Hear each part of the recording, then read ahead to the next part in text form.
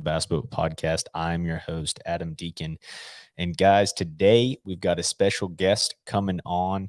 His name is Jon Cozze. He heads up the Cozze Angler Management, does a lot with boat sales as well, and just going to get a lot of good information on the industry. And I think this episode is really going to be helpful for those guys looking at sponsorship and looking what you really need to do to get to the next level.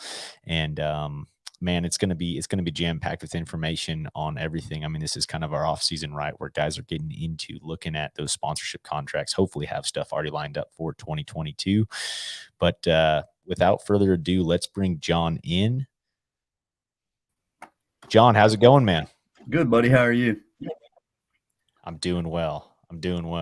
Does it feel like you're in Tennessee, correct? That is correct. Okay. You guys having are you a deer hunter? What's the weather like? What are things like in Well, Tennessee right now? man, it's been typical, fall type of crappy weather around here, actually. It's been getting down into the high, upper 20s at night. Decent during the day, but it's been pretty cold in my opinion. I like it. I'm big on summertime, man. So the end of the week, it's supposed to get up to like 70, and then it's going to drop back off in, the mid 50s and just be crappy. So, I mean, it is what it is. The weather's changed around here since I've been here 30 years now, or at least 30. I mean, it's still better than the weather in Northern Ohio. So, yeah. That it is, dude. Yeah. Man. Well, I'm headed kind of your way. I'm headed to, let's see, Eufaula, Alabama for the Bassmaster Team National, man. And I looked at the weather today. It has been so mild here as far as in Colorado. Normally by now it has been, it'd be pretty cold, and it's getting down at night to the 30s, maybe mid 30s, but during the day today, dude, I think it got to 74 today.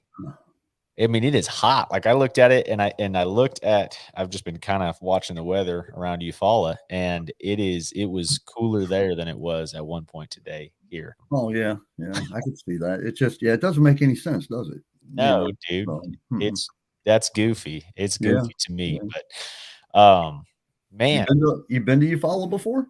Never have been. I've never been.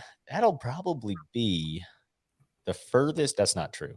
Furthest I've been to the southeast tournament fishing. Definitely, I fished New York this year on the Coengler side on one of the opens up there. But otherwise, man, the farthest I've gone east, especially pulling a boat, has been Tennessee, Kentucky, a lot there, but never the Alabama, Georgia, Florida. So no, not at all. Never been. Yeah. No, you'll like it, man. It's a good lake. Yeah. No, it seems like I don't know. It seems like there's a lot of different things you can do there. There's a lot of vegetation. There's a lot of offshore stuff, and yeah. And Alabama does a good job with all their lakes. I mean, I think Alabama is one of the few states that they treat it like, they know it's an industry, and they can make money from it, right? Some states just do a better job of it than others. I think Alabama does a good job. Yeah, no, I agree, and that's these Western states out here. We are actually on our Serious Angler Monday Night Live podcast. Monday we had who did we have on? We had Josh Beertrand on out of Arizona, and chatting with him. We were just talking about how there's so much opportunity out west for that, and a little bit of a struggle is that when I say opportunity, there's a lot of there's big lakes. There's lakes that are big enough to fish tournaments on, and these major circuits don't go there. But part of that is the municipalities, the towns, the cities around these places are small, but also they don't necessarily see the value in bringing that many anglers to a tournament. Whereas, I mean, you're in bass country, down there, and that is they understand. They understand the industry. Well, I mean, look how big the Alabama Bass Trail is. Which, I fished that again this year. And I mean, it just, Texas has got the same thing, but it's funny because I was in an event here in Tennessee, benefit tournament a couple of weeks ago, and we were having that discussion. And I'm like, used to Middle Tennessee, I mean, we had the PBF back in the day. Mike Stubbs ran a great organization called the Professional Bass. It was PBF, it was Professional Bass Fishermen. Okay. And, man, it always have I don't think we ever had over 200 boats. I think he cut it off. But, you know, I mean, we haven't had a trail like that since, you know, it's been, golly, man, it's been a long time, you know, I Yeah. mean, 20 some years. And there's a lot of guys that fish around here. It's just, for whatever reason, you know, for us to get, you know, the kind of turnout that Alabama Bass Trail gets up here would be, I just, it never would happen. Wow. Yeah. Yeah, you know, and what's crazy is because, you know, Nashville's, Middle Tennessee is one of the top 5 markets, you know, for bass boats, you know, in the country. Really? So yeah, yeah. There's a lot of there's a lot of boat sales around here, For you know. sure. You But know, but you're saying it doesn't match up with the tournament level, the amount of no, tournaments. That's no, crazy to me. yeah, no, it doesn't. There's a lot of you know, smaller club events and stuff like that that, you know, guys will go fish, you know, for 25, 30 boats and win a little bit of money, but, you know, nothing like what they've got down in Alabama. I mean, you know, Kay's done a great job with that down there. And I'd love to have something like that here in Tennessee, but it just, you know, it just doesn't seem like it works in certain parts of the country, you know. Yeah. Mm. Yeah, exactly, dude. And that's it's kind of crazy how that works. There's pockets, right? And even though there's good opportunities, Mhm.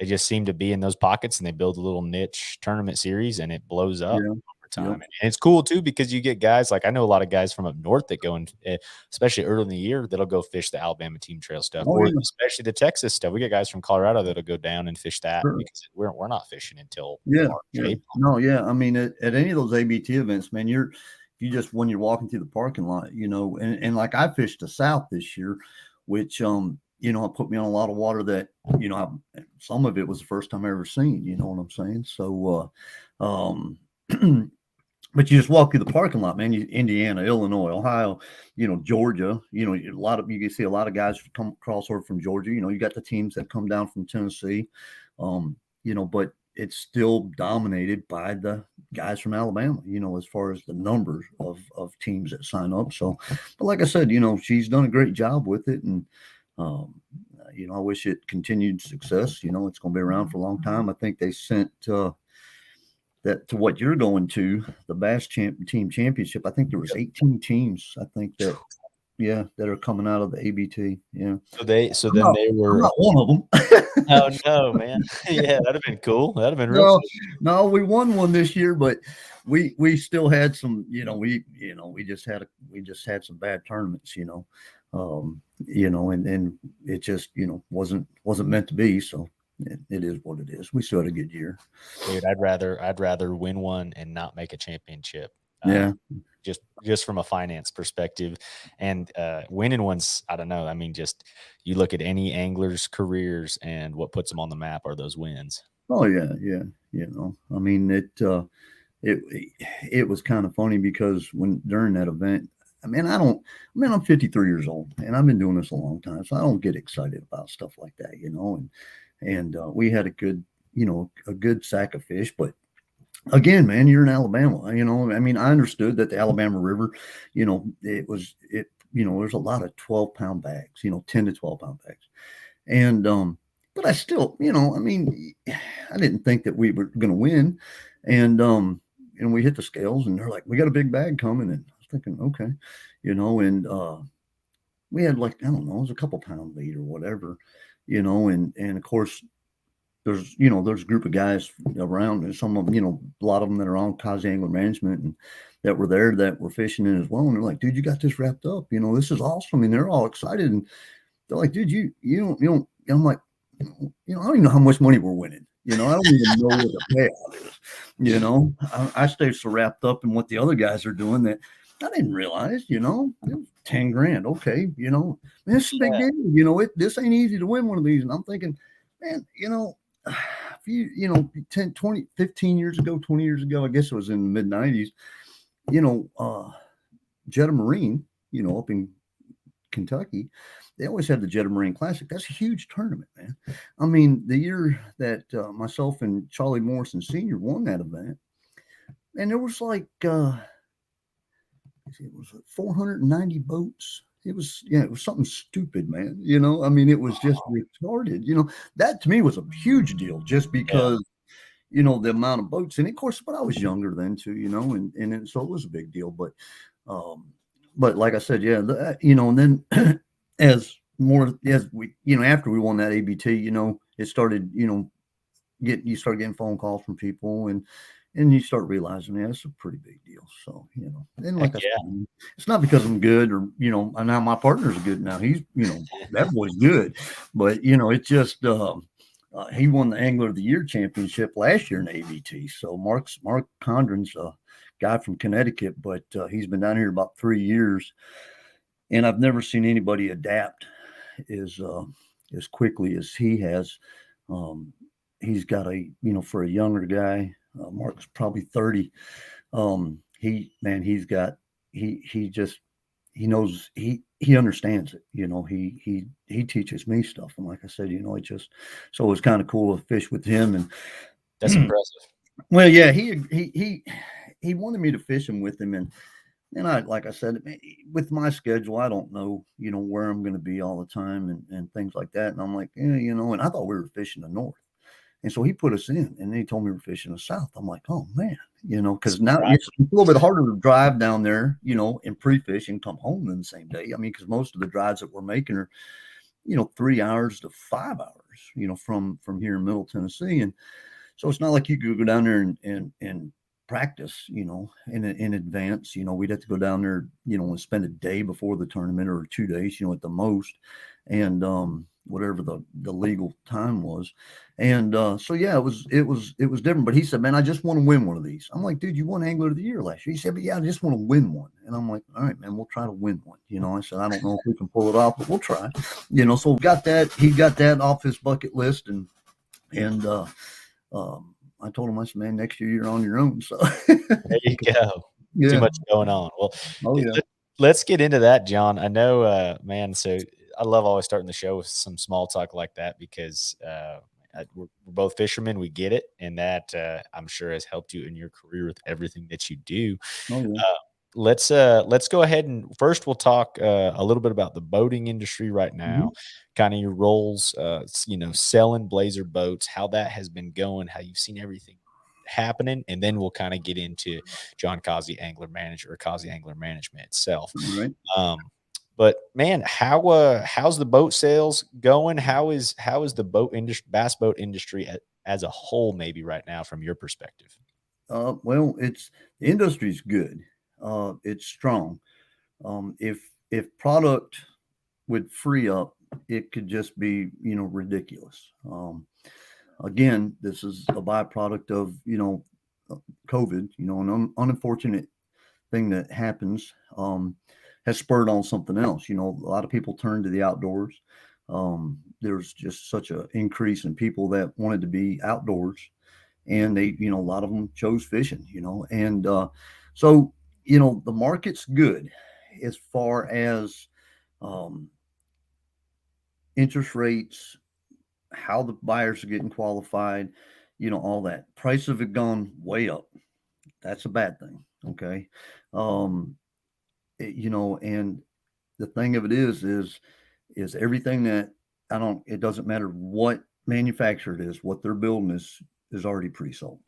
Okay. So as a dealer looks at it, it's really hard, because you don't really have any inventory to show people.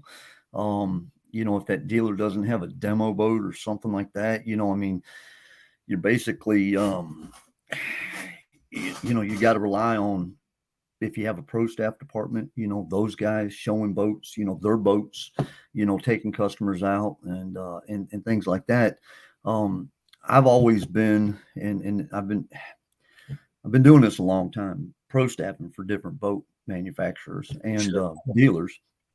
And the thing of it is, um, you've got to, in today's world, where customers can get on the internet, they can do all the research. You've got a lot of things on YouTube that guys are doing boat reviews and things like that. So they can, the customer itself, when they contact you, they've got a pretty good idea.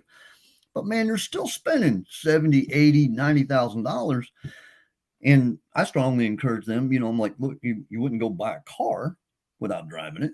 I mean, let's get in the boat, let's try to get a demo set up, and somehow, some way. And, the one of the things that, I think that, I know that I do differently is I just don't take a customer out and run them down the lake and let them run the boat, and, and we're done within an hour. I tell them to bring some fishing stuff. Hell, it's, spend 4 or 5 hours. I don't care if you want to spend all day, um, this way they can use the boat, feel how it fishes, different situations, and once they spend that kind of time in the boat, they've got a pretty good idea at that point. And that's what you really want to do, because again, this is a lot of money, and not only that is, if you're never looking at just that boat sale, right? You want that guy to come back in 2 to 3 years, and buy another boat from you. That's what it's, you've got to, customer services is at a premium right now. Especially, you just got to get creative on how you do it, because you don't have a showroom full of boats. I mean, some guys may have sat on a bunch of boats. I mean, that's, because they don't want to sell out, because then what are they going to do? But, I mean, if we got them, we sold them. That's exactly right. Yeah. And it was a little different with Blazer, too, because, 2 years ago, there wasn't a lot of hype about Blazer boats, right? And so, when you're trying to get a brand that, especially if it's a brand that's worthy of being out there and it's a good product, the only way that you're going to get it done is get people in that boat. So you've got to sell them.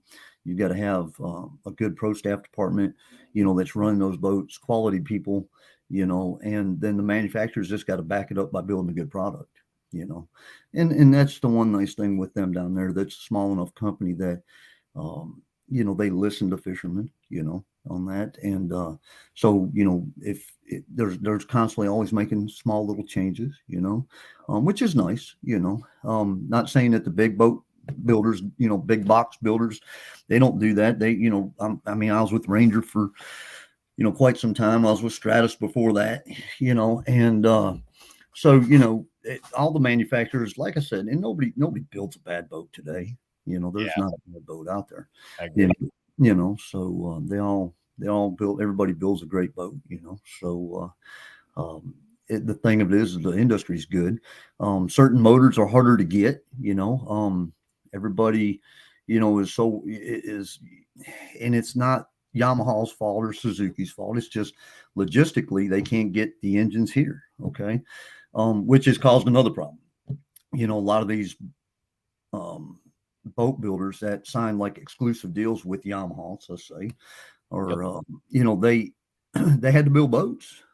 So they turned to Mercury, and ordered X amount from Mercury. And so what happened basically is, the way it's been explained to me is, Mercury just got inundated with more orders than what they ever thought they would have had. Wow. And so they are, they took on new boat builders. Okay. And so now they're just, it's not like they have a shortage that they're running out of parts, or, it's that they're everything they're building, man, is going out, and now what that does to dealers is, they're on the bottom rung right now, Yep, right? the last part of the supply chain. Yeah. So, you take a dealer like that I work with here in Tennessee, JID Marine, that, has always, it's probably one of the largest. I know for years they were the number one Mercury dealer in the country, right? Standalone store. They're probably still in the top 3. But when you're used to selling 600 plus engines a year, that ain't happening no more, right now. Right. And again, I think it's going to be one of those things is people have to realize, and guys have to realize this, when it comes to these boat motors, these 4 strokes are going to last a lot longer than what the 2 strokes did. Okay. And I'm a 2-stroke guy, man. I love the smell in the morning, man. I mean, it was just, I'm a 2-stroke guy, and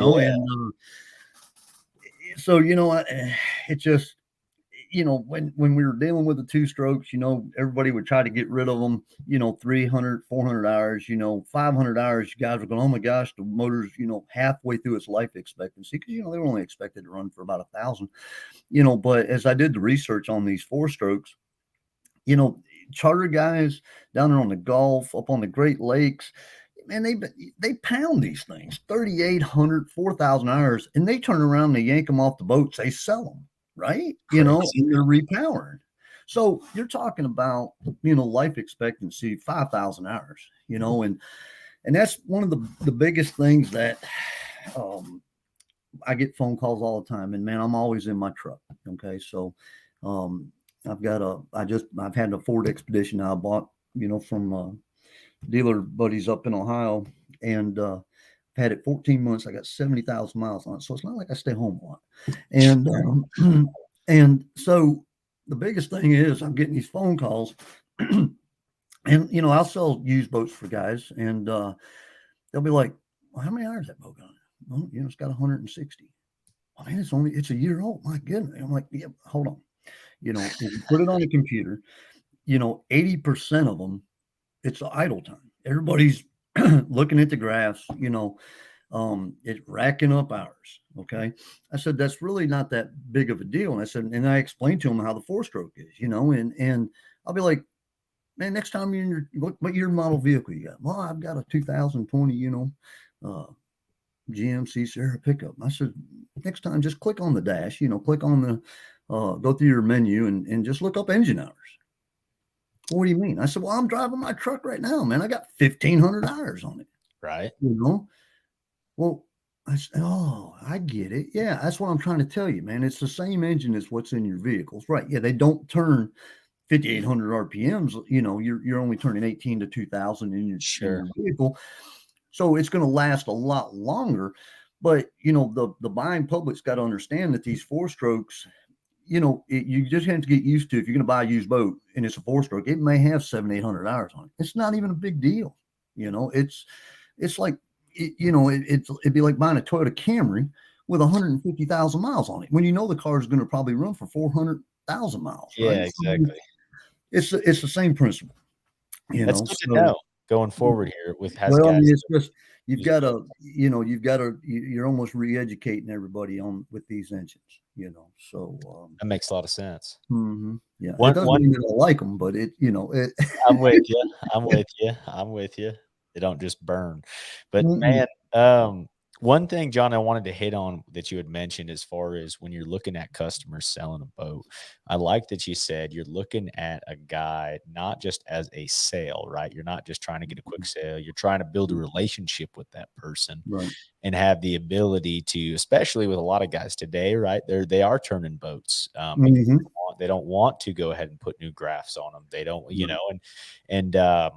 so I guess talk a little bit about that and what you're seeing on guys. I mean, what's a good trade-in time, do you feel like, out of curiosity on your side of things? And then I guess talk a little bit about how many, like maybe what's a customer that you've sold X amount of boats to? I'm curious, what's your number? The same guy has come back over, gosh, you know what I mean, as far as number of boats. Yeah, and that's a good question, man. Golly, I'm trying to think. You got to understand though, I didn't actually start selling boats. Actually, I mean, like I said, I've always been a pro staff guy where I would turn it over to a sales guy, right? Sure. And then in 2000 and I guess 16, okay, they basically talked me into actually going into a dealership, and it was with a dealer up in C&O Marine, actually up in White Bluff, Tennessee. Okay. And they were going to become a Ranger dealer. And basically they, the rep, basically set it up with the owner, which I was a pro staff guy for him. And they're like, man, we think that you could do us a lot of good by doing this. And at that point, Ranger was like fifth in the market. Okay.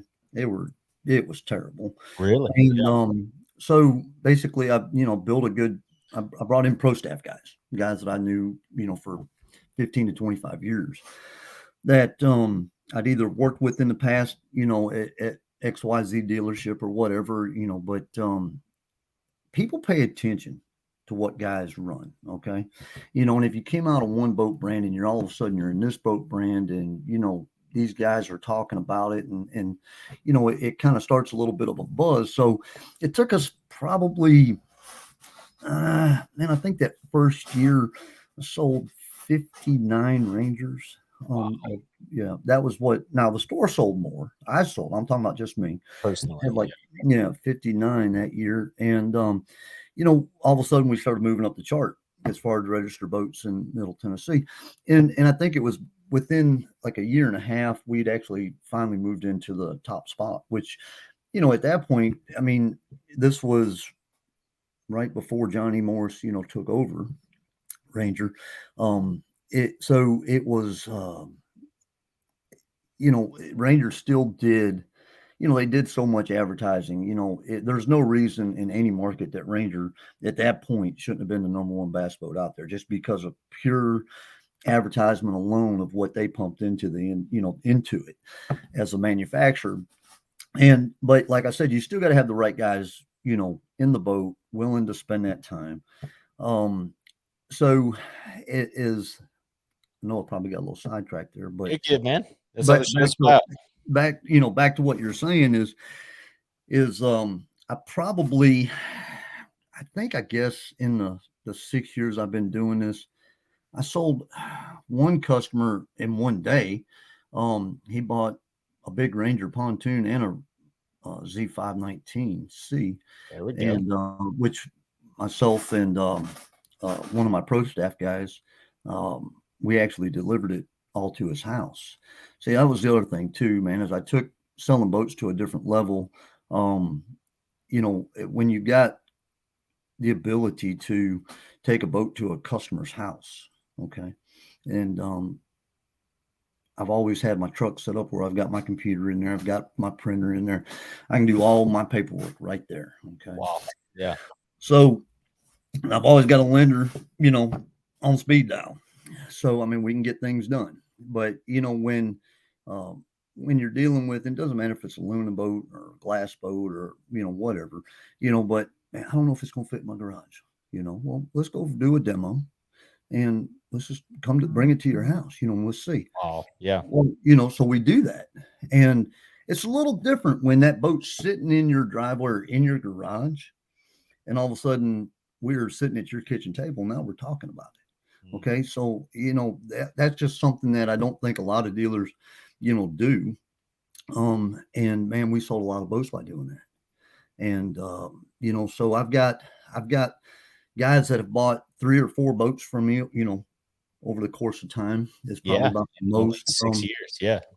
And I've got families that, dad's bought a boat, son's bought a boat, dad's brothers bought a boat, so I mean, different things like that, I mean, it's I try to be, I tell everybody, man, I'm just a fisherman, I mean, I'm not a boat salesman, and I tell customers all the time, it's not about, I don't care if you buy a boat from me or not. I don't care if you buy a Blazer. If you're looking at Blazer and you're looking at Phoenix and you want to ask me questions about Phoenix, and I know the boat. Okay. If you're going to do this, you better know all the boats. Okay. You better know what everybody, how every boat is built out there, so, the thing of it is by knowing the other products, and I'm not going to talk bad about the other products because again, nobody builds a bad boat. And the thing of it is but making sure that customer gets what he needs. Okay. And you, when it came to like having a pro staff department, I'd always have meetings with the guys, and it wasn't like sales tactics or nothing like that, because again, that's not how this works, in my opinion. But recognizing, who you're talking to, I mean, and if you're at a boat show, you see all these guys are walking around, they got their jerseys on and all that, and I may have 20 boats in this booth, right? And let's say there's 20 pro staff guys there and they're all wearing jerseys. Well, a lot of times I would pay attention. Customers would kind of walk up to the booth, but they, they really want to come in, and because, and I had to explain to the owner, I'm like, look, we got to get these guys out of jerseys. Well, why? I said, because average guy walking in, okay, probably doesn't have a jersey, probably don't even fish tournaments. I Mhm. said, but if you think back when you first started going to boat shows, I mean, if you've seen a guy with a bunch of patches on, it almost kind of is an intimidation I part, agree. right? Yeah. Okay. They don't feel comfortable because there is not a dumb question, but customers will think that, right? So I got rid of jerseys and I made sure all the pro staff guys had nice button down shirts. If they were Ranger guys, they had Ranger on there and their name. And if they were Nitro, they had Nitro, and if it was Triton, they had Triton because we had all three brands. And that changes things, okay? Because now the Nitro guys were over there, and I rotated them in and out on shifts because I didn't want a booth full of, bunch of guys, But my guys had to Gotcha. know the product, okay? And more importantly, is find out what the customer's what he needs. Where does he fish? I mean, if he just fishes like, let's say, a smaller lake reservoir type that doesn't get rough, don't try to put him in a big 21 footer when Yeah. because he's telling you he can only spend X and he's going to do just fine in a 19 footer, right? And but if he goes to Kentucky Lake every now and then, right? If he says the word Paris, Tennessee, you might want to think about putting him in a bigger boat. Sure. If there's a husband and wife there, you better be talking to her. Okay, you better make sure she's part of the conversation because I'm telling you right now, she's the one going to say, "Yeah, we're gonna write a check." Right. Okay. If you don't pay no attention to her, you ain't selling that boat. That's Okay, exactly so right. right, so there's just different things that you learn along the way, and it's not trying to be slick. It's just trying to do due diligence, and just be yourself, and like I said, I'll if anybody ever calls me a boat salesman, I might smack them, because I'm not that guy, like I said, I sell a lot of boats and but it's not because I'm trying. It's just basically being me, and I try to always deliver what I say I'm going to deliver. I mean, sometimes it's hard, man, and sometimes everybody's going to drop the ball on stuff, but I try to make up for it, and make sure that everybody gets what they're supposed to get. And it's just, it's a fun profession, and Yeah. it's kind of gratifying, especially um, when, and what was interesting is when we were selling Rangers, a lot of man, that was their dream boat, and when you can make that happen for them, and it's pretty cool, and uh, and again, when you switch brands like I did, and it wasn't it when honestly when I left CNO and left Ranger, I had no intentions of doing this anymore. Sure.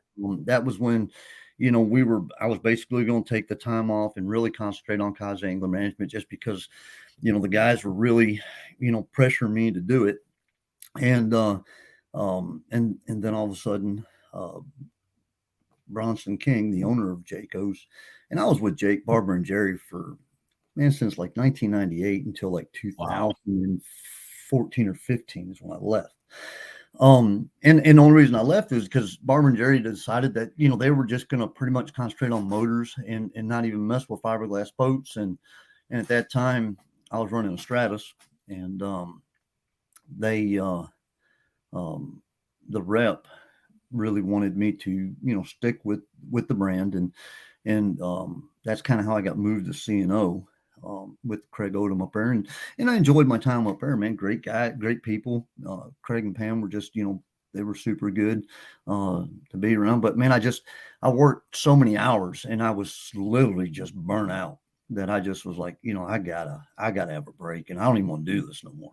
And then Bronson calls me from Jayco's, and of course, he'd been selling all these motors, and he's like, man, and he's selling some aluminum boats, low, and he's like, man, I really need you to help me get a glass boat. And I was like, oh gosh, Here we go like, again. yeah, here we go again. And he's like, can we go to dinner? And so we went to dinner, and he kind of told me what he wanted me to do, and the biggest thing is I don't like being in an office.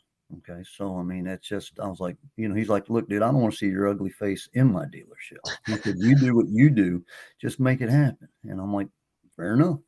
I can work from home and have a boat here and take customers out and, do what we do.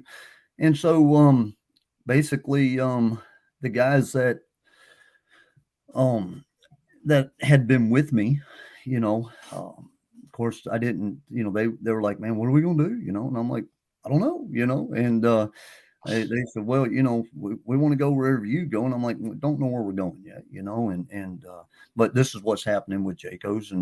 And so, we looked at other boat brands. Yeah. Man, honestly, we talked to everybody. I know Tim DePriest and Stephen Waller really well, at Falcon, and they were gracious enough to send an F20 um, down here, and Wow. that GB James had, and we tested it out for a couple weeks, and I was familiar with the Falcon anyways because I ran an F215, actually at boat number 2 that they ever built, No and way. Cool. yeah, sure did, and a great boat. But with where dealers are located and things like that, it wasn't a good fit, and but really wasn't sure what we were going to do. And then I, get a phone call from Chris Williams, and it was kind of funny because he said that he spoke to me a couple of years before when I was at CNO, and I blew him off, because we were White River Marine exclusive, and I told him that, but I didn't blow him off. But He but took we, it as that way. oh, yeah, he still gives me a hard time about that, and Yeah. but that night when he called, and I was like, dude, I didn't even know y'all still built bass boats. I said, he's like, yeah, we still do. And we got a new model coming out. And we redid the 625, and so I said, yeah, let's take a look at it, and then when I went to the plant and I actually seen how the boat was constructed, that's, it made a real impression on me. I've been to a lot of different manufacturers, and I liked what I saw down there, and what was kind of cool about it was as I was walking around the plant, and wasn't a guided tour by any stretch of the imagination. I was just kind of, meandering through, but I Sure. different guys at the different workstations, they would stop and actually talk to me and tell me what they were doing, and I was like, well, that's kind of cool. I mean, you got people that look like they actually enjoyed what they were doing, took pride in what they're doing, and the boats 95% hand laid. There's some stuff on the top cap that's chopper gunned and stuff like that, but the meat of the boat is hand laid, and Wow.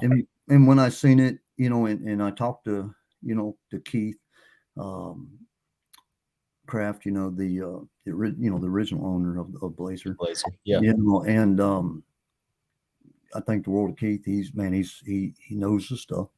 Um, he builds a good product, and that's pretty much what sold me.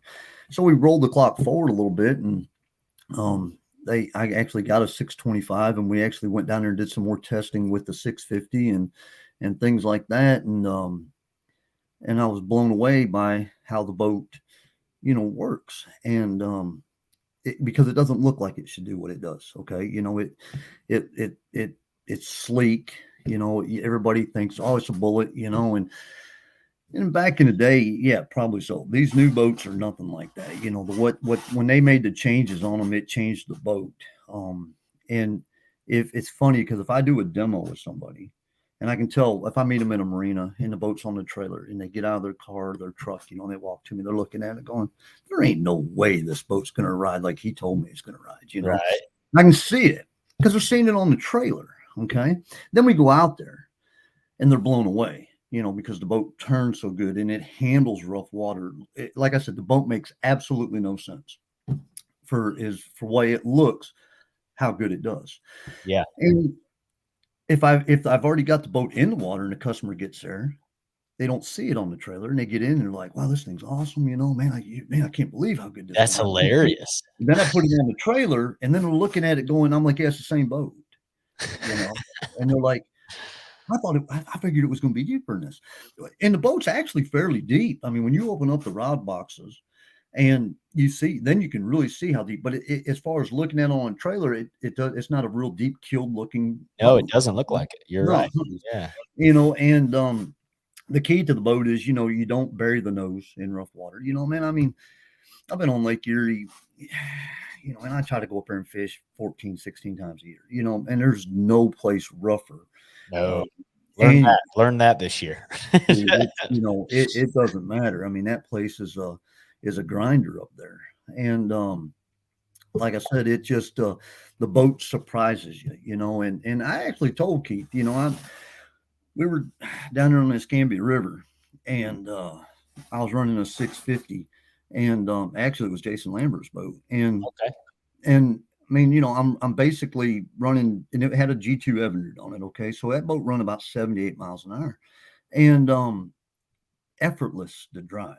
Okay, and this old crooked river, man. I mean, I'm coming through the corner 74, 75 mile an hour. I come under the bridge and we're doing probably 77, 78. I'm driving no handed. I'm like, this is stupid, right? This don't even make sense. And we put the thing on the trailer, and Keith's like, well, what do you think? And I'm like, well, man, don't take offense to this. I said, but you got a boat that's pretty quick, but it handles unbelievable, and it handles the water so well. I says, normally, I'm used to, if you're in a fast boat, they don't handle worth a damn, and if you got one that handles and takes rough water, well, it's not a very fast boat. Sure. And so to get everything in one package, I told him, I said, man, either you're the best in the business or you're the luckiest SOB in the business. And he's like, man, I ain't gonna lie to you. He said, we got lucky. I said, well, I appreciate your honesty. And that, like I said, man, that sold me, I mean, it's a heck of a boat. Unfortunately, just like everything else, it's gotten to be, it's right up there now, but I still think we bring a lot of, I still think there's a lot of things that are on a Blazer that a lot of other manufacturers, like the fully padded front deck. One thing that I found out is we're getting a lot of guys that have had back problems or disabilities, a lot of disabled veterans. Mhm. And we take them out in this boat. And I'll give you an example. We've got a gentleman, I think he's in Illinois or Indiana. Tristan McCormick spent, I think, 2 days fishing with him down there on Pickwick out of that 650 of Tristan's. And it's the first time that Eric has been able to fish all day.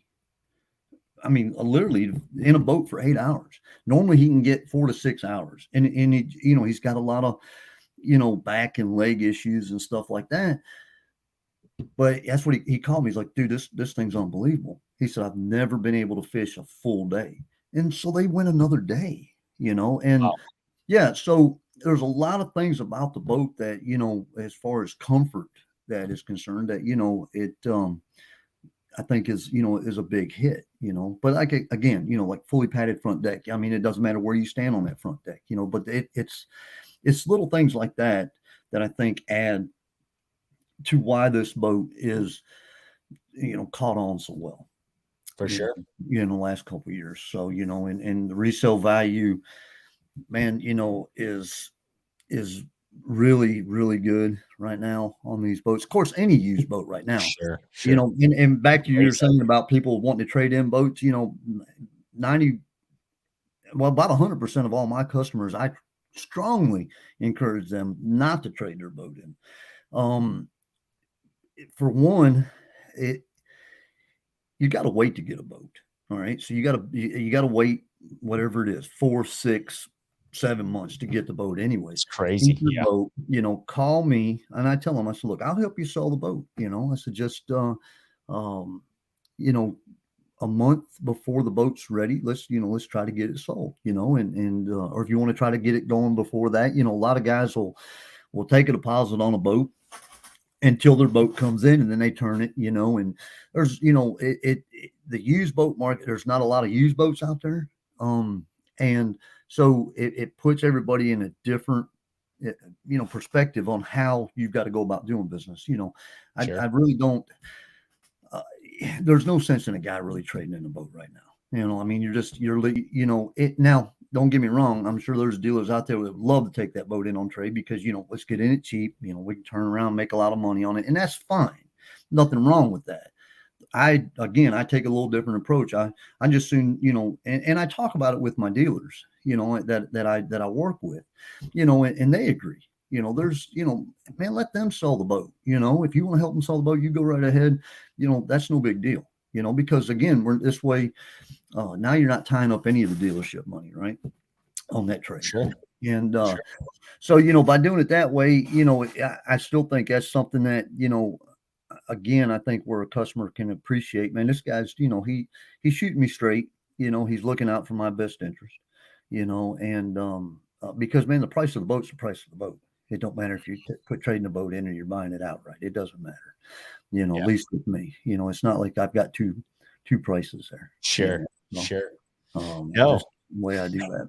man, the biggest thing, dude, that I'm hearing, I guess from your experience selling boats are kind of things that are work, I feel like in a lot of industries, but it's a, you know, going to the customer, putting it in their hand, right? I don't know. Like my dad has always taught me like selling something if you're on Craigslist or Facebook Marketplace, whatever it is too, you know, putting the money in somebody's hand if you're looking to buy something while you're negotiating, right? It makes them feel a little different about it than if you're Mm-hmm. just saying numbers. Same with bringing a boat to a guy's house, putting it in his garage, getting him in Mm-hmm. the boat, all that kind of stuff. So I like that thought process.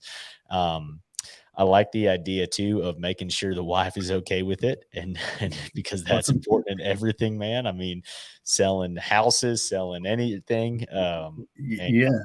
the decision maker when it comes down to things. Absolutely. Absolutely. I think those are all great things, man. It's good to hear kind of your trials and tribulations of going through and selling boats. I'm glad to hear about the Blazer a lot. I've been super impressed hearing everything about that boat. Let's dig into a little bit about the Cozze Angler Management stuff. Sure. Um, so where did this idea kind of come from for you, and explain kind of what it is for folks who don't know what it is? Well, what it is it's a very unique approach, um, basically to help anglers get to the ultimate goal. Okay, which everybody needs money to be able to go do this. Okay, on different, and it doesn't matter. I mean, even if you're a BFL guy, I mean, it still costs money. Now, does it cost as much to do that as go fish the Toyotas or the Opens? The BSS Opens? No, it costs a lot more money to do that. Then the next level, is ridiculous. On top of that, so you got to have some funding to be able to make it happen. So, while I was at CNO, of course, with Ranger, they're always going to, you've got your local pro staff guys. Okay. And, then they're always going to try to stick a pro or two at your dealership. Correct. And, so they did that. And of course, now I've got no experience with that. Right. So I've got, I got the first guy I talked with was Justin Atkins. Not, no problem. Justin was like, hey man, this is, what I'm looking to do, and we're able to, we put all that together and everything was good, and Jason Lambert was the next guy that they wanted me to talk to. And again, it's just, I had no experience with working with those guys, and what it takes. Okay. And then now the thing of it is you look at it and you think on the local level at a dealer, what does that pro actually bring to the table? Okay. Sure. And there's a couple different ways to look at it. The reason why it's important in the marine industry is, because it's brand recognition. Okay. You got this guy that's running that particular boat. That's brand recognition. Now, does that guy always have the time to take a customer out on a demo or even have the opportunity to talk to a customer at an event? Maybe, maybe not. Okay. And there's definitely no way of tracking that. Okay. Because the customer, hey, by the way, I just talked to Justin Atkins and he Right. told me to give you a call. That don't always happen. Right. No, Okay.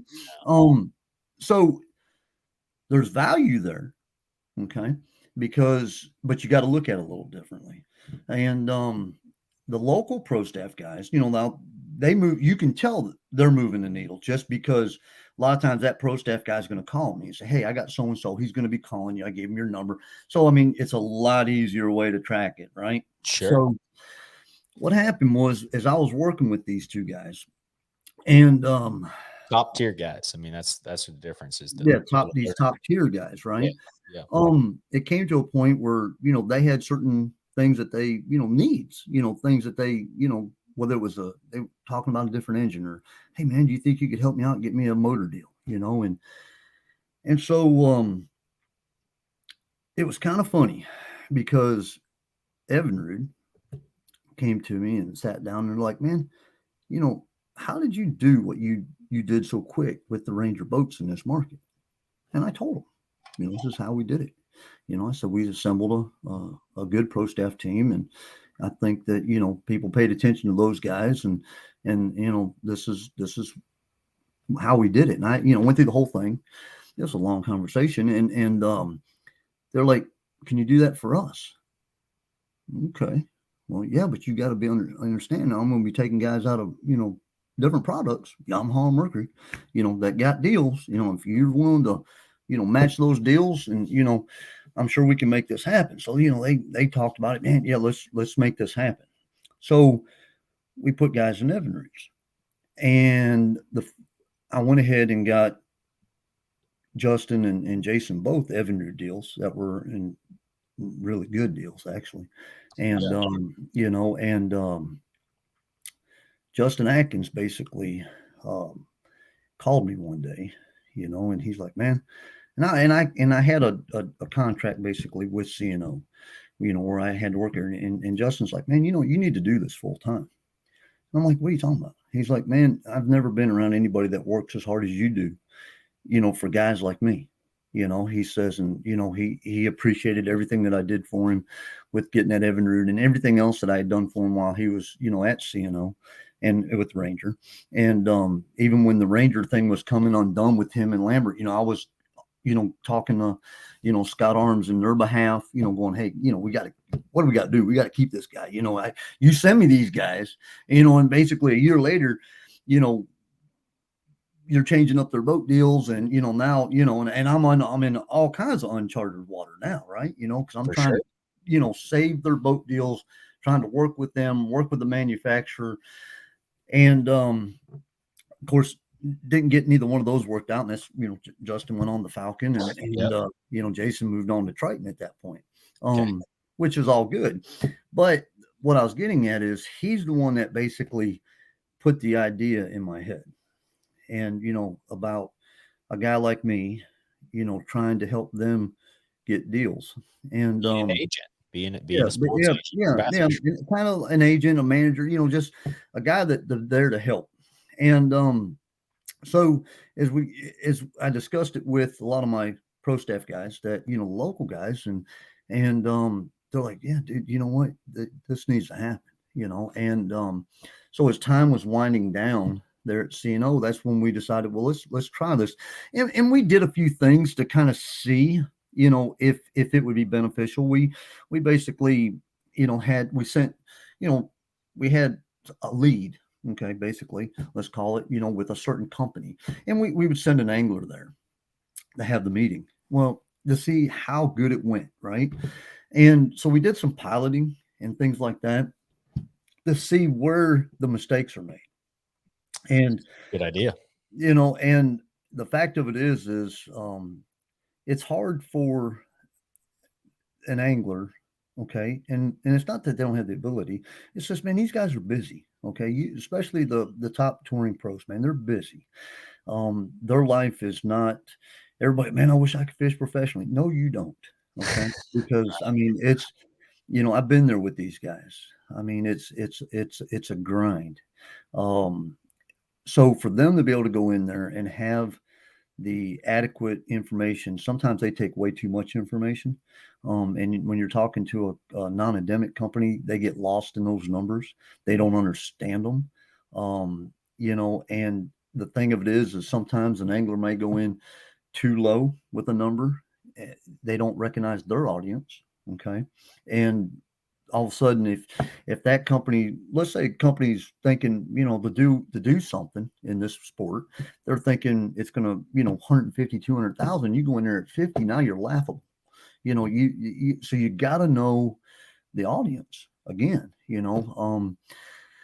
and would a company spend that kind of money on one angler?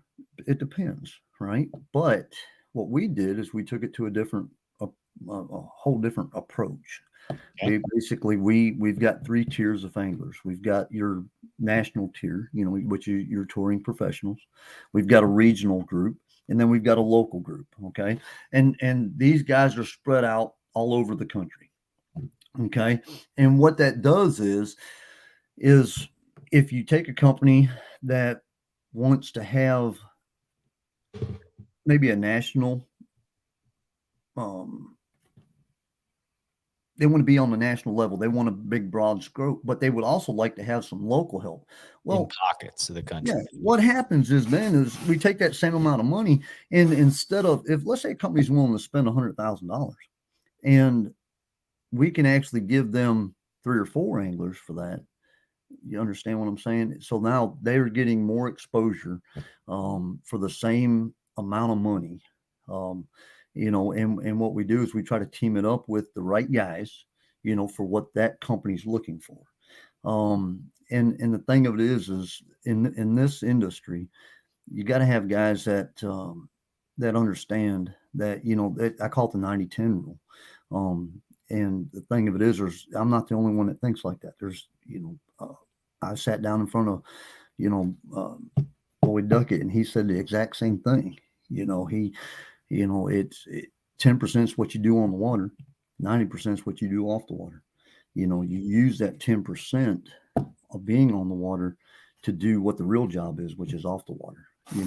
Some guys just, they work all the time, um, it just, that's what you got to be willing, you got to be wired a little bit differently to do that. Okay. When the fishing season is over, that doesn't mean you just quit, right? You still got to be active on social media. You still got to be, doing things, if you're going to fish year round, fish. I've got guys that, well, you take like Cody Meyer, for example, Sure. he never really stops. Okay. He'll be out there fishing, that Western series, Yeah, just the Western yeah, stuff. yeah, he'll be out there doing that, down there on Clear Lake and things like that. The guy never stops. So that's, you got to be kind of wired that way. And if you're not wired that way, then there's really not a whole lot I can do for you. I mean, it's just, this is a way of guaranteeing a company that you're going to do, what that contract says. Okay. There's too many things in this industry that are just done by emails and, over the phone. And then all of a sudden the guy gets dropped or his pay gets cut and he's like, well, I don't get it, and well, what were you supposed to do?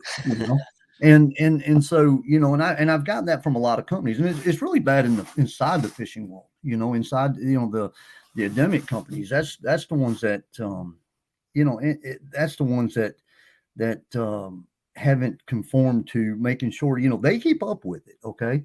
But if there's, again, man, you're not going to go buy a vehicle or a boat without signing something, right? They're not going to, oh, hey, by the way, there's your vehicle. Just, every month you want to send us send us a check, for Sure. that. It doesn't happen that way, right? No. You sign a document, right? You're on the hook, man. When you sign something, you're more likely to make sure that happens. Okay. So with our approach, again, we're looking after, the angler's best interest as well as our business partners that we're partnering up with. Okay. This is a partnership, and all my guys look at it this way. And what's really cool about this whole deal is, let's say you've got an angler that is sponsored by XYZ company, and he puts a post out there. Okay. Well, the rest of the guys on the team, man, they'll share that post. they'll kick it out there. So now it's even going out even farther. That is Okay. cool. So this thing just, it's spreading all over the place. So now you're getting, that's the objective. You want to get that company's name out in front of as many people as you can, and so, and as far as, the companies, we offer them a pretty extensive list of things that we bring to the table for them, besides the boat and the truck wraps, there's, they can have the angler at their disposal, to show up at different their business or Yes. different location. Yeah, things like that. If they want to go fishing with one of the guys, that's part of it. They want to, like I said, go to the tournaments, be behind the scenes, meet the anglers, go on the water. Because again, I'll take my boat to a lot of the events and or some of the other pro staff guys that especially the local guys. If it's a close event, they'll go. We'll throw people in their boats. We try to do a lot of film and pictures and stuff like that on the water, just building content for our guys.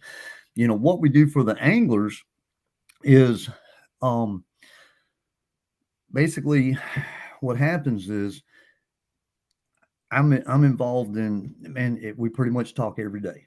Every one of my guys, I mean, we Wow. talk, yeah, we talk quite a bit.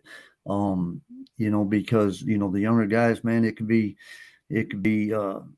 purely fishing questions to career moves to, man, I got girlfriend issues. It's just you never know. But the thing of it is what we try to do is we try to give them tournament support, meaning that if they need something they can't get done in the service yard, if I'm not there, they pick up the phone, they're calling me, I'm tracking it down, getting stuff overnighted to them to get the stuff there. If I'm at the event, this is where I really learned how the guys that are out there doing it, man, they just don't have time. Okay. I mean, you take a guy that does good in an event, by the time he's done weighing in, okay, there's somebody there, with a microphone in his face. Okay. It's, there's a couple hours of time that's going to go by. He's still got to go to the service yard.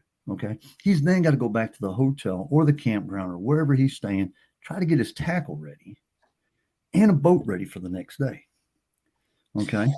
So, by the time they're getting to bed, they got to eat. We haven't even eat dinner yet, so you still got Right. to do that. Right.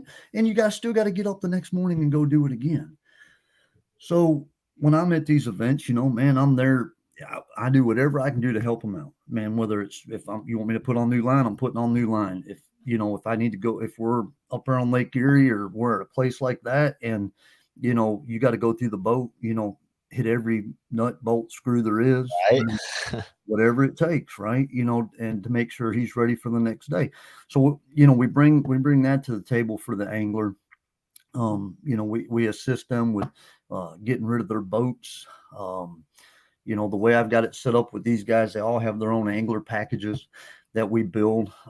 We've got a team one that we can send out to companies if they're interested in looking at multiple anglers, and then we have individual packages for each one of our guys, and they've got that at their disposal. So if they bump into somebody, and the guy is interested in their career, that company's interested, they've got something that they can email off to them,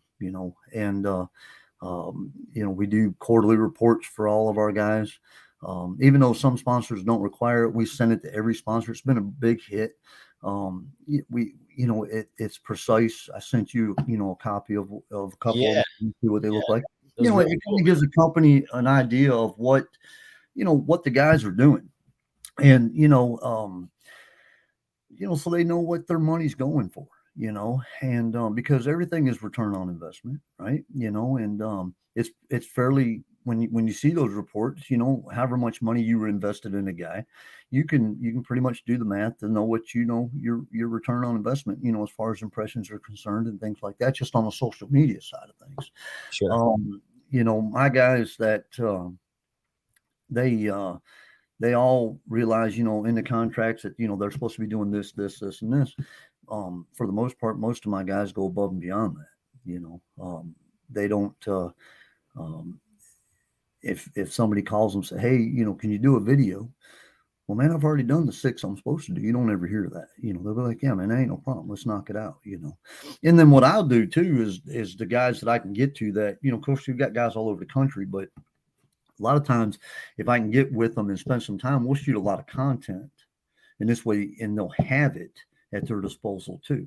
That's Because a big again, deal. man, yeah, they're busy. I mean, sometimes they just, they don't have, there's going to be a few months, out in the year that, it's hard for them to sit down and put together a good, video or a post or something like that. So we try to make sure that they have stuff that where they can, they can put it out there. And like I said, it's something that we feel like we're benefiting. We're trying to help these guys do what they do, and I'm passionate about it. I love this industry.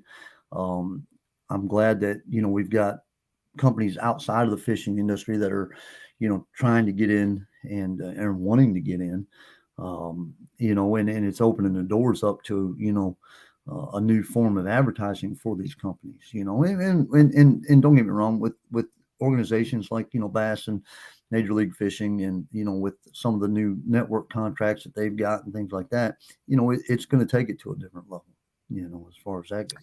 Yeah, no, I think sometimes there's a lot of negative stuff about the bass fishing industry, but man, it seems like right now anyway, to me, things are moving and grooving. We've got growth in a lot of Mhm. situations, and that helps everybody.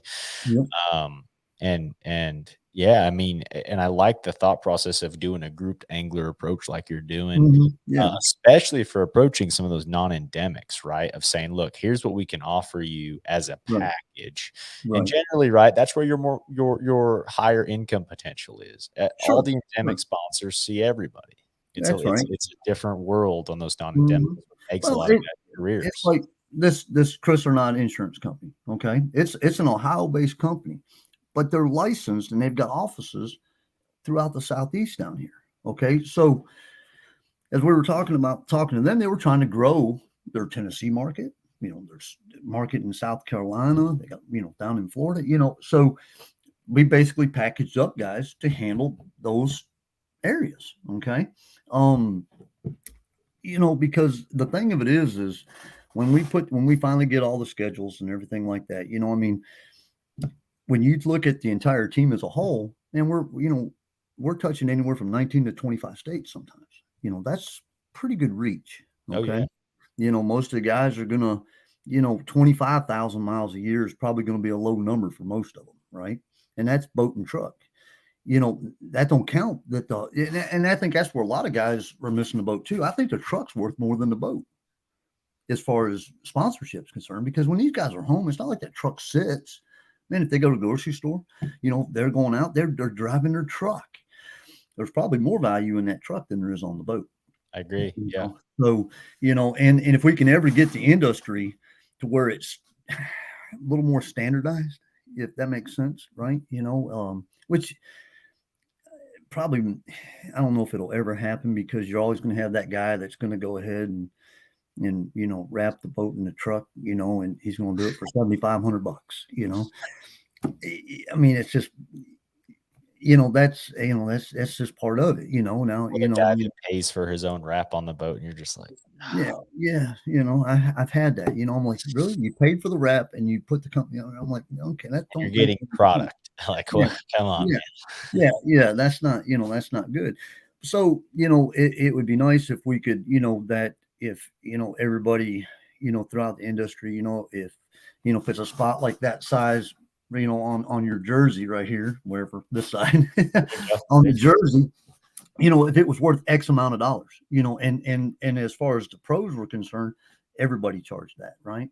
And which, there's people in the fishing industry right now going, oh my gosh, they're cringing because they don't want, they may not want to see that. Sure, It has to sure. be a number that everybody could afford, right? It's got to And work for everybody, right? and it would have to be a league thing too, It because, I would mean, have to you be a look league at, thing. I mean, like a patch this big on Edwin Evers versus, someone else is a lot different, Well, yeah, yeah, and again, that's the reason why you've got three different regions. I mean, three Yep. different tiers, right? Years, Because sure. you've got the national touring pros, you got the the open guys, okay, because it still costs quite a bit for a guy. Man, most of your open guys are, they're working class guys, right? They're Oh, for working, sure. they're taking the time off, just to try to fish 3 to maybe 6 events. Man, that's still a lot of money, okay? Yes. But again, we can get anglers that money to help them, go do that, to try to reach the next level. And there still can be some standardization in there. You understand? I But like agree. I said, that's just stuff that, is going to come. This thing is ever evolving. I mean, we get, something else that we do, and I do take a lot of pride in this. I love working with the younger guys, the junior high school guys. Like you take Tristan McCormick, which, if people out there don't know, he just won the, Bethel Big name. University. Yeah. Yeah. Just won the collegiate bracket down there. Is going to be, got an invitation to fish the Bassmaster Classic this, in March. Going to be in all 9 of the BSS Opens. We're going to fish 4 Toyota events. But started working with Tristan when he was in high school. Okay. And while I was out there at CNO, that's how I met Tristan. And, he's like, I mean, we talk 2-3 times a day, and brought him along to teach him. He's got all the talent in the world. Okay. But I'm going to tell a funny story on it. Made him work a boat show. Okay. And it was downtown Nashville, and he was just, I mean, hell, I didn't even know he was there. Okay, I mean, I was just like, come on, bro. Yeah. And then the Classic over in Knoxville,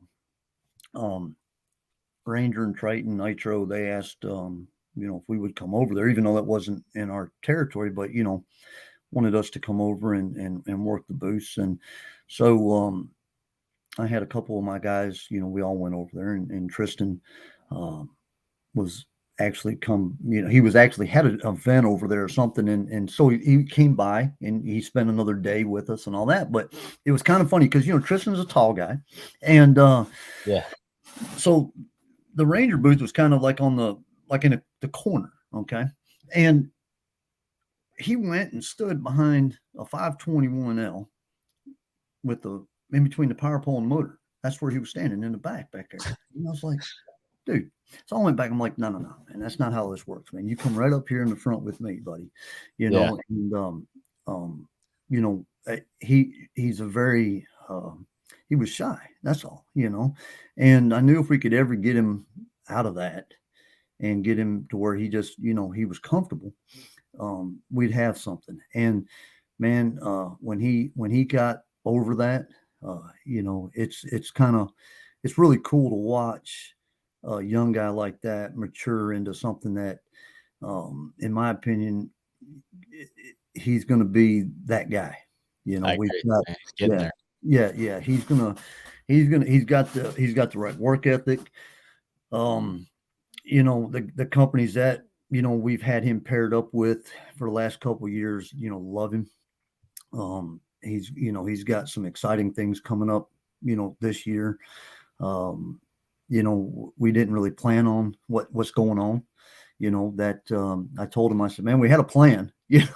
We had a plan. You went and messed it up. I went in the bracket. Now we got to reboot, and everything's changing. And For sure. A lot of things change when you win that oh thing. yeah, A lot of things you're obligated to oh do. yeah, Right. and So, yeah. knowing him, and how all this, if he, and going to Hartwell, it's a good lake for him. Okay, so if he ends up doing something miraculous there, golly, man, it's going to a whole new set of problems that we're going to have, right? That's exactly So right. yeah, but it'll be interesting. It'll be fun. Good problem to We'll have, learn. though. Good Yeah. problem. Oh, a good problem to have. Yeah, good problem to have. But so what's happened is a lot of people realize what we've done with Tristan, and so now we've got other younger guys that are coming into the mix, and I'm always meeting with parents and talking to, especially when it's on the high school kids, the biggest thing is making sure they go to college. When they're in college, that was one thing, like when I met with Tristan's parents, when we decided that we were going to try to really work with Tristan, um, you know, getting his degree and finishing, at Bethel was priority number one. Okay, I agree. we were not, no matter what happened in the fishing world, that was going to happen, and we stuck to that plan. And so now, now it's ready to go. With the plan of him taking on starting his professional career. But so that's part of this job that is really rewarding, as far as that goes, is Watch that getting, growth. getting to work, and you're kind of giving back with some of these young guys too, you know what I'm saying?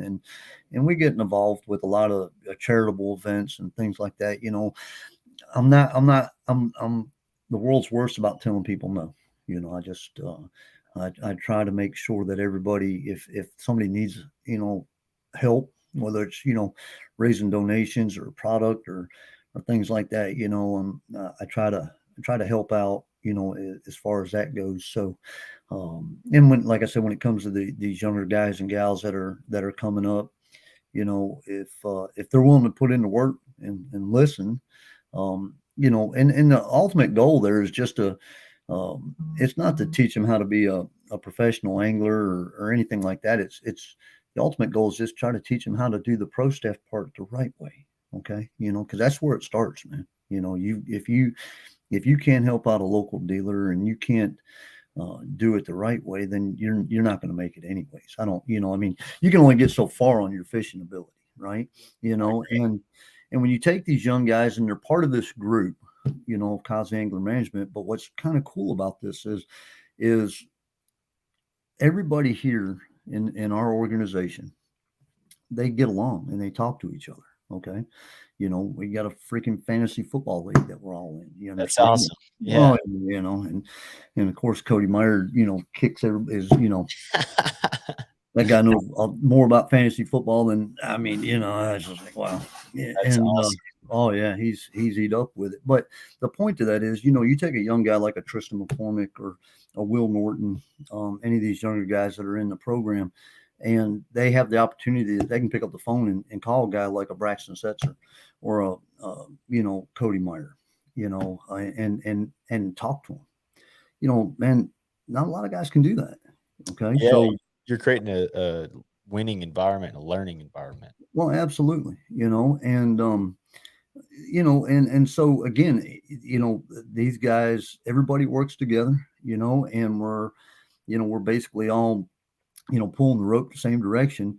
We think we got a good thing, and again, like I said, what's really kind of cool about it is when it comes to these other companies, they don't realize the benefit that they get. They may be spending their money with this angler or these two anglers, but they got 10 other guys down below, around them that are putting that content out there as well, and what you'll find is a lot of times these guys will, end up using that same product, we get I like working with I like working with some of these younger companies too. I mean, that's kind of cool. You some of these companies will contact us and and ask about what we're doing. They've heard about us, whatever.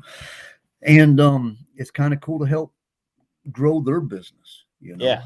and See the beginning yeah, process. Yeah.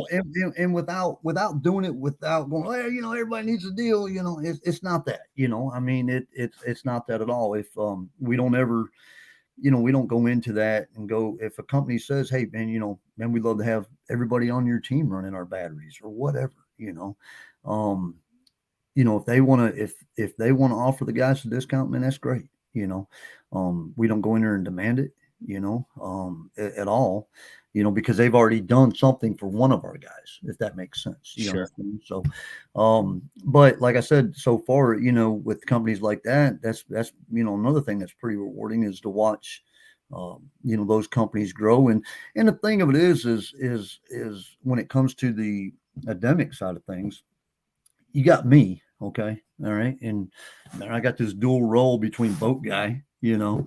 and Cozze Angler Management guy. So some of these companies, I can help get into other dealerships, tackle stores, things like that, and basically all the companies get me for free.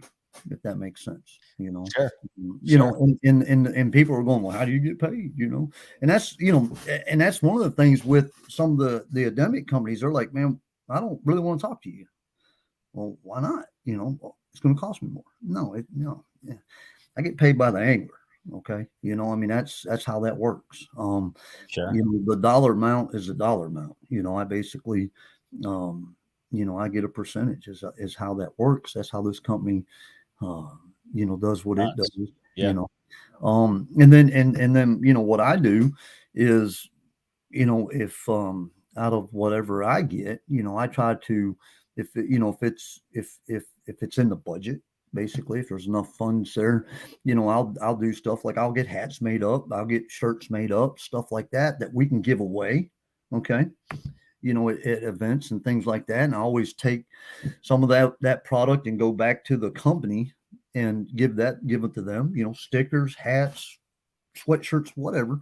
And this way they can give it away too. And again, this is all about branding, right? That's all we're trying to do here. We're trying to Sure. brand, trying to grow businesses. So it's like I said, I'm pretty sure I don't know. I think we got something that's pretty unique, Oh, dude, yeah. No, Yeah.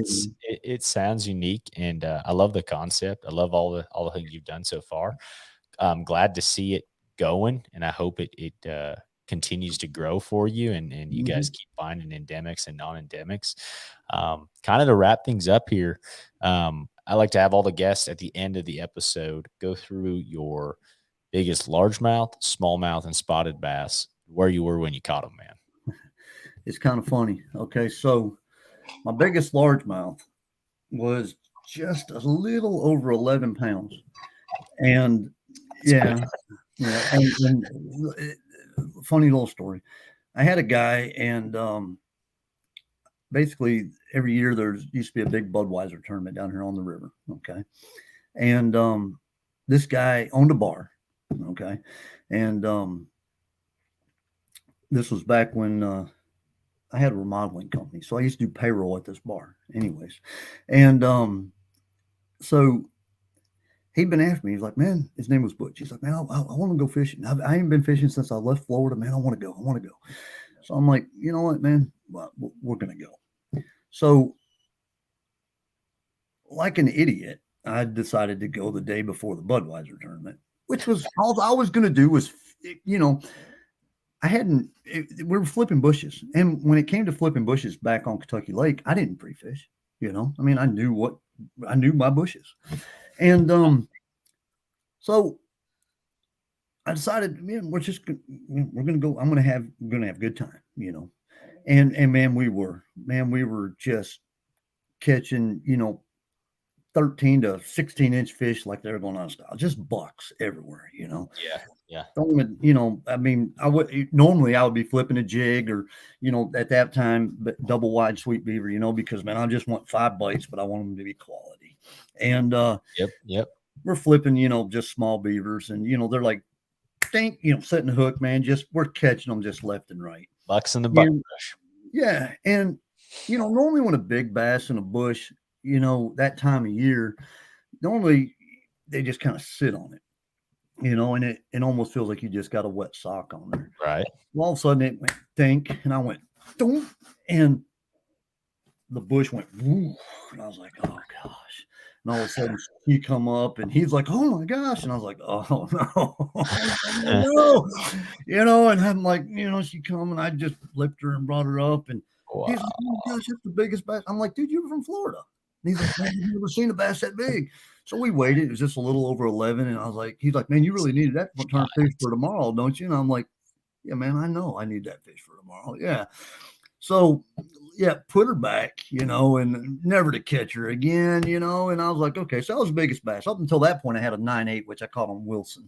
And Wow. now here's where it gets interesting. Biggest spot, biggest smallmouth came on the same day. No way. Where at? Absolutely. Barren River Lake in Kentucky. Okay. Never heard of it. Kentucky. We were down there, and what it was is I had a Tennessee team trail back in the day. We used to, I can't remember how many, was it 100 boats? I don't remember, man. They had a cutoff, but it was a club deal, but a big, pretty good sized club deal. This was in the mid-90s. Yeah. And went up there, had a fish off up there and won it. Okay. And come back home and fished another trail down here called Custom Tackle. Bob McCamey, actually, who's part of Mudhole, fishing. That was his. He had a place called Custom Tackle down here in Shelbyville, Tennessee, and built rods and sold tackle. And he had this pretty good tournament trail. And you would fish Tim's Ford all year long. So, man, you suffered fishing Tim's Ford. But then the fish off, he'd always send you to a mystery lake. So that was cool. That is cool. But yeah, so Wednesday, before that tournament, he announces the lake. He's already got your hotel reserved and all that. So we all show up at the store, and he's like, he's like, man, guys, I'm going to a lake that I'm pretty sure that none of y'all have been to in years. Nobody thinks about going there. He's all geeked up about it, and he announced the lake, and he said, we're going to Barren River Lake in Glasgow, Kentucky, and one of the guys, Jeff Godshaw. He's passed away, God rest his soul. Good friend of mine. He called me Wormy, and he's like, well, hell, Wormy's already been there. He just won a tournament there last week. And Bob's like, are you serious? He said, John, did you? I'm like, yeah. He's like, oh, man. So we go to Barren River Lake. Now, you understand, this is late October. It's fall fishing, and everybody's burning the banks. Man, you could run a spinner bait down any bank, and you're going to catch, just measuring fish, non-measuring fish. But I had found something the week prior, and I was fishing 25, 30 foot of water. Oh wow. Broke off timber down there on the main river channel, and throwing a jig, and just, it was half ounce, because back then, man, we didn't have no 3/4 ounce football heads and all that kind of stuff, man. It's just throwing a half ounce jig, and you just, letting her go and get down there and and doing your thing. And so during the practice, the guy, this was a team tournament, the second one here, okay, and the thing of it is my partner, he was like, oh, we need to be, fishing the bank, and so we did. And lo and behold, it was about 9:30.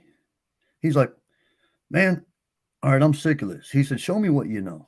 He said, take me to some of the spots that you want to fish. I'm like, okay.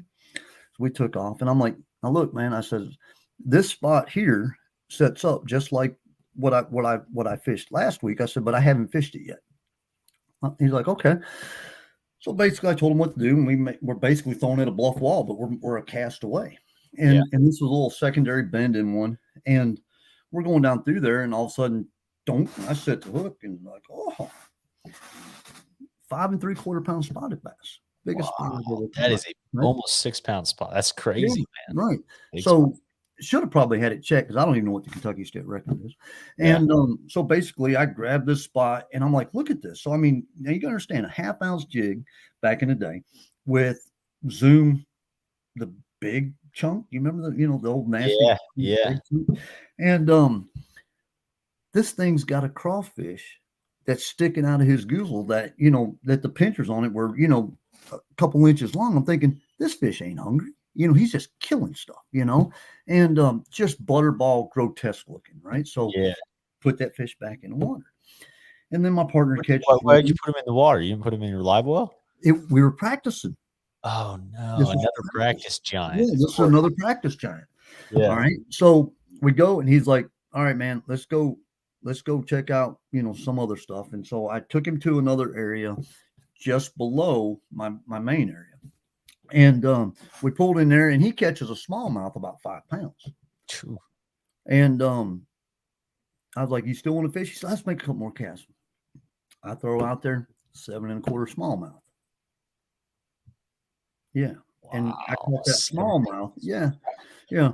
So basically, I took that fish off, and I weighed it and put it back. And he's like, at this point, it's about, I don't even think it's 11 o'clock yet. He's like, you know what, Cozze? He said, let's put the damn boat on the trailer. He says, we don't need to fish no more. And I said, no, I agree, and we won the tournament. That was not we won it. Yeah. I mean, now granted, we didn't get to catch them all on a jig. We actually caught a few fish, throwing a 1 ounce nickel spinnerbait down deep. We caught Cool. when the bite slowed down a little bit. But yeah, I remember what was funny about it was a 1-day event, and we put our money in to fish. There was a local event going on that same day, but they had a 6 fish limit, and ours was only 5. And but we ended up winning both tournaments, which is kind of cool. Wow. So, yeah, That's a 5. That's awesome. Yeah, it was kind of cool. Only lake I've ever been to that I've never lost a tournament. So that's kind of funny. I should have There you go. Boy, you need to get back to that one. Yeah, That's no awesome. kidding. But yeah, so my largest spot, my largest smallmouth came on the same day. That's special, dude. I haven't heard that yet. I've interviewed a lot of people, and I have not heard of being on the same day on the same Yeah, boat. it was on the That's same cool. day. Yeah, so That's but it was awesome. a practice day too. So Of course, yeah. Then it hurts you. yeah. Seems like my And biggest actually, I fish had on an the practice day. opportunity to catch. I actually had a largemouth on a couple years ago. That was bigger than that 11-pounder that I actually caught on Kentucky Lake. Wow. I just didn't know I hooked a fish. That was my own problem. My wife and I were fishing a tournament down there on Gunnersville, and it was. I had worked that day, and we didn't even have nothing ready. It was in February, and I mean, we left. I got like an hour and a half of sleep, and woke up, and we drove down to Goose Pond and walked in, and everybody's like, "Man, you on them?" And I'm like, "Dude, I'm on an hour and a half of sleep, and I ain't even been on the water, And it's raining, and and I don't even. It's cold, and I don't even want to go, And I sign up, and I asked the guy, I was like boat 28 or 29 or something like that, and I was like, "Man, I don't. Do I have to go through check-in line? I mean, can you check my boat? And he's like, what are you saying?" I'm like, "Dude, I don't. I'm not going out till it quits raining." I said, "I'm just." Again, this was a club deal that me and my wife fished, and he's like, "Man, Kyle, I ain't worried about you." He said, "Just send me a text when you do get on the water, so I know you're on the water." I'm like, "That's cool, man." So I watched them all blast off, and the rain quits about 30 minutes later, and she's like, "You want to put the boat in the water?" I'm like, "Yeah, let's go." So we uncover it, and we dropped the boat, and I had basically a milk run set up, so I was going to run north of the Comer Bridge. I had 4 spots. I was going to fish on my way back right at them, and as soon as I come out of the chute there at Goose Pond, it starts raining, and I'm like, "Yeah, this is not good." So I pull into my first spot, and she's like, "I thought we were going to start," and I'm like, "I'm not running in the rain. I'm just I'm cold. I'm too old for this. Tired. I'm done with this. Yeah. And she's like, "What are we gonna do?" I said, we're gonna fish. There's eelgrass comes out on this point right here. So let's just throw these traps, and we basically fished. Man, probably 200 yards of bank all day, but we kept catching fish. Man, these fish were coming out of the river, and every fish we were catching was white, and it set up to be one of those magical type of days. And I made this long cast at the end of this boat dock, and right up against where the last post was, and there's that pea gravel. Okay. And so imagine a rattle trap basically hitting the edge of the water, and I turned the handle like twice. And what happened was it loaded up. When I flipped it over, when I kind of pulled back a little bit, I thought I flipped it. What happened was the entire time I thought I had a turtle hung, is what it was. And about halfway back to the boat, because my wife's like, "Do I need to get in?" I'm like, "No, I foul hooked a turtle." I said, "I seen the belly when I flipped it over."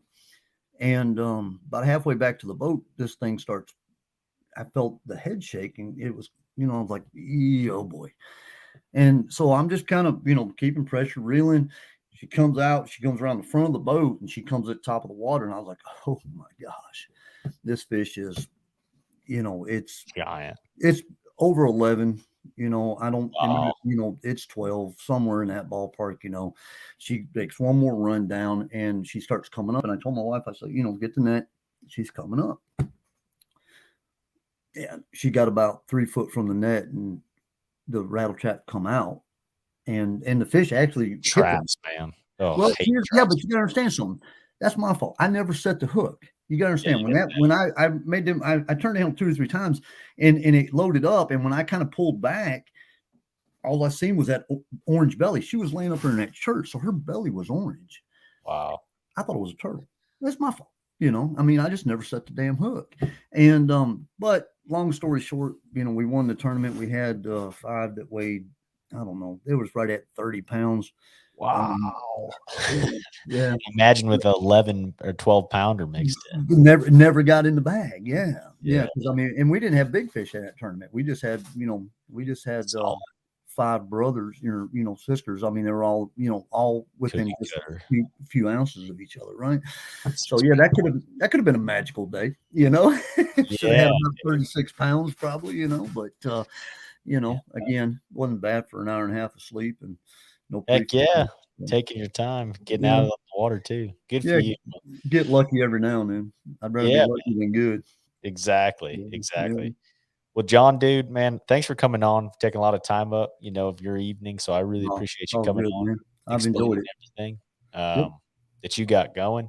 Man, if guys have any questions for you or anything to follow you, what's the best way to get a hold of you with everything you got going? Man, the best way to do it is probably just, send me a text, call me on my phone, man. My phone's always on.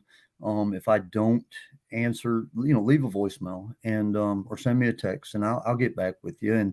And I don't mind giving out my number. It's on my Facebook page, but it's area code 615-416-4885. Call me, you've got questions, how you get involved in a program like this. Again, it's one of those things I usually try to have 20 to 30 hours worth of phone conversations before I actually decide I'm going to actually work with somebody. So, because you got to be, we want the right person, for that. But, by all means, you're more than welcome to call me with any, anything like that. And for guys that we don't even represent, basically under contract, we put together angling packages for other guys out there that fish professionally or even locally, that they can use. Basically, it's just a set fee where they pay to have a presentation put together that they can actually send out to endemic and non-endemic companies, and we do that for guys. If guys want quarterly reports done that we don't represent, we'll do that as well. As long as you give us the ways and means to track your social media, we can put together a quarterly report for you. And we'll do that. Actually, you get 4 reports plus you get a 5th one at the very end of the year that kind of recaps everything. Okay, so basically you get 5 reports, and like I said, if anybody's interested in anything like that, by all means, man, we're here to help. Awesome. So, yep. Great, guys. Well, you guys can follow along there. I'll also put the links to your Facebook page in all of our YouTube and podcast stuff for guys. Perfect. Yeah, well, appreciate you coming on, John. And dude, have a good evening. You too, And, buddy. all right, man. We'll take You it easy. enjoy that nice weather out in Colorado, and I'll deal with Yeah, it in don't worry. Tennessee. Well, I'm probably what I'm gonna do is I'm gonna go down to Alabama and then I'm gonna come back to a snowstorm or something. Yeah, I hear you. Yeah. Well, good luck down there in Alabama, man. Thank you, Okay. man. I'll let you know how I end up. All right, brother. We'll take All care, right, man. man. All Take it right. easy. See you, buddy. Bye bye.